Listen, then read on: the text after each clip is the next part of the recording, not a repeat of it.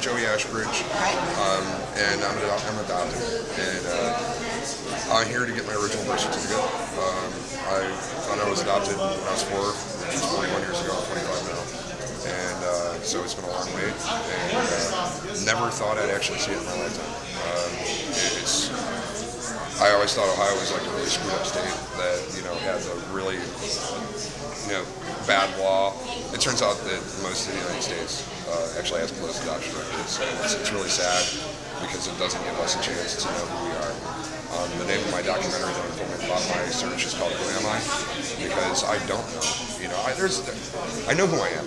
I know what I do. I know who my friends are, but there's like always that little piece missing. My heritage, I don't know if I'm German, Irish, Italian, whatever, as well as medical history. When it comes to medical history, my medical history starts in 1969. It starts on my birthday. I don't know if anybody in my family has cancer or had cancer or whatnot. So when I go to the doctor's office and I go to fill out the form, literally you either write adopted or you leave it blank. Because there's nothing else you can do. I mean, you can't guess at it. And so that's important to me is the medical history and the genealogy. I want to know, if I'm Irish, if I'm whatever. I took a test, a DNA test with 23andMe, and it's going to actually tell me the percentage of what I am, including Neanderthal, which that's the only test that gives you Neanderthal. With my forehead, I'm thinking I got a pretty high percentage. I'm probably shooting for the record. But it's, knowing that is going to help me out. It's going to help me know who I am a little bit better. I want to talk a little bit about who I am, that whole idea. People who aren't adopted might go, so what? I mean, aren't your adopted parents your parents? I mean, why is this important to you? Yeah, non-adopted people don't understand. And a lot of them, they don't care who they are. For us, not knowing makes it even worse. I mean, you really, it makes you curious every day. Why I have blue eyes, why I'm tall, why I'm bald, why, it'd be nice to just see someone that looks like me and know why. And I do have to say that I won the adoption lottery. My parents were the greatest people in the world. And they did not want me to search at first because, of course, they were afraid that they would lose me. And then later on, they didn't want me to search because they were afraid that I would get hurt. And when I got in my 20s, they kind of understood. They knew that there was something missing, and I had to find it. And so they got behind me in the search, and I started the search, but then life got in the way. And then all of a sudden I heard about this law, and I went, oh my God, I can finally figure this out. I can figure out who I am, and that's what I want to do. I was just going to say, are you planning now to search for your birth parents? Most definitely. I don't want to be, I'm not going to replace my mom and dad. My mom and dad were the greatest. There's no way you can replace them. The main thing I want to do is find out my story, how I came into existence. And I also want to find out why I was given up. I mean, that's something that most adoptees kind of avoid that. They're like, oh, well, no, that's not a big deal. I just want to find my medical history. No, I kind of do. I really wanted to,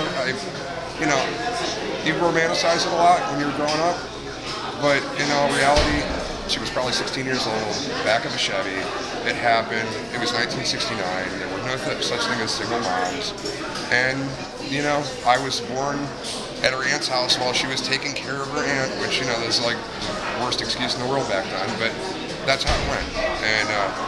And I also, and this surprises a lot of people, I want to thank her. Sorry. I did have the greatest mom and dad. Sorry. I did have the greatest mom and dad ever. And without her giving me up for adoption, I would have never had that chance. So I just want to thank her and say, you did the right thing. That's great. Sorry about that. Oh, no. My husband's adopted, so sweet. so I hear some of what he's saying in his story, but he knows at least a little bit. But, it's really the non-identifying info. Yeah. I mean, when we had our son, we went through genetic counseling. It's like my side was filled out, his was. blank. Blank, You know? yeah. But that whole identity question, he doesn't seem to feel it, but I know a lot of people, it can be really, and Betsy was just telling me, this can be a really emotional experience as you just have gone through here. Some people, it's a lot worse than others. When I started this project, I started a Facebook page called Paramount to support the film and to support adoptees. And I knew my story. I didn't know many other. I mean, I've always been really open about my adoption, but I didn't know many other people's stories. And I started hearing others. And again, I hit the adoption lottery. Some people were adopted to really terrible families, and they blame adoption for it. And I always want to say, listen, there are plenty of people that are born into terrible families that you don't necessarily have to be adopted into. And you know, it's not adoption's fault. But I am against closed adoption. When you turn 18, you should be able to find out where you came from. It's a right, and it really tears people up to not know. That's the biggest problem. If you don't know where you came from, there's a lot missing. There's just so much that you can't explain. You know, whether it be why you sunburn instead of tan, or I mean. If you look at my head, there is no doubt my mom's family or my dad's family is stone cold bald. I mean, I shave it, but still at the same time, there ain't much there to shave. And my adopted parents were great, but I was about a foot taller than both of them.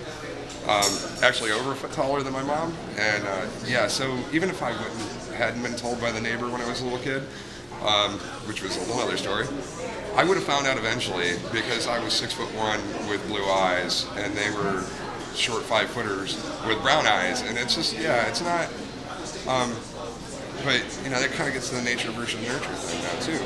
I'm so much like my parents, it's not funny. I mean, I love the outdoors. I mean, there's so much that I do that is that, that you can't explain from genealogy But I can't wait to find out. If I do get a chance to meet her, I can't wait to find out, was my dad tall, or was it her side of the family, or did you guys like going outdoors and camping? And I'm a whitewater rafting guide. Were you adventurous? Or I'm an artist, so I mean, who gave me that art talent? Was anybody in my family an artist, or did I just pick that up on my own? So there's so many questions that need to be answered. That normal people they don't ask those questions. They don't need to ask those questions because their uncle's artistic, or their whole family's tall, or they see it every day. Why bother asking? I don't, and so it's not always on your mind, but it's on your mind. Now I see the Indians hat, the Massillon shirt. You're from Ohio? Yes. Okay. I'm Massillon, Ohio, born and raised. So you were born in Massillon? Yeah. Oh, okay. And adopted in Massillon. Okay. So, and then I'm a whitewater rafting guide in West Virginia, and I came back to Massillon just to shoot this documentary and to get my record.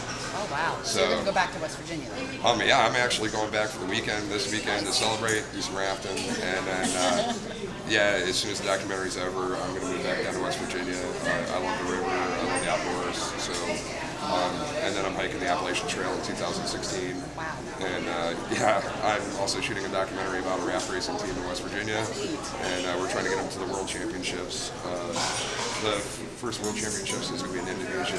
I'm not sure where the second one is. Wow. Yeah,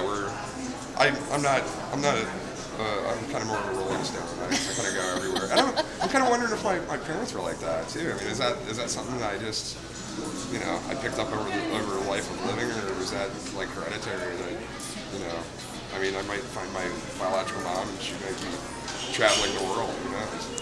So. Well, it's great to meet you. Hey, it was very nice to meet you. And this is me, by the way. Oh, thank you. And thank you so Hey, much. not a problem. I wish you the best of luck. And if you don't mind, I'm going to send you a form to fill out to say that we can use this in the film. Oh, that's great. awesome. Awesome. Thank you so much. Thank you so much. And by the way, Betsy is so awesome. Oh, she's great. You got to give her all the credit for this. It was great to talk to her. It really was. Did she tell you about her dad? No. Her dad's actually one of the people that had the residency. Oh, wow. Oh. Watch the movie. Wow. The movie they're showing tonight.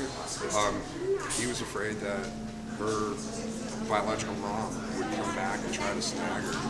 Wow. So he was part of the group that had the record sealed to begin with. Wow. And she didn't find that out until he actually decided to help her unseal the records for us, you know, for the people between 64 and 96, and it came out in testimony. Wow. So that's crazy. Yeah, that's your story right there. Yeah, really. My God. Well, thank you for letting me know that. Yeah, you almost walked right past that. Wow. But, well, great. Hey, it's great to meet you. It's nice Thank meeting you you very too. much. Thank you. Nice to meet you.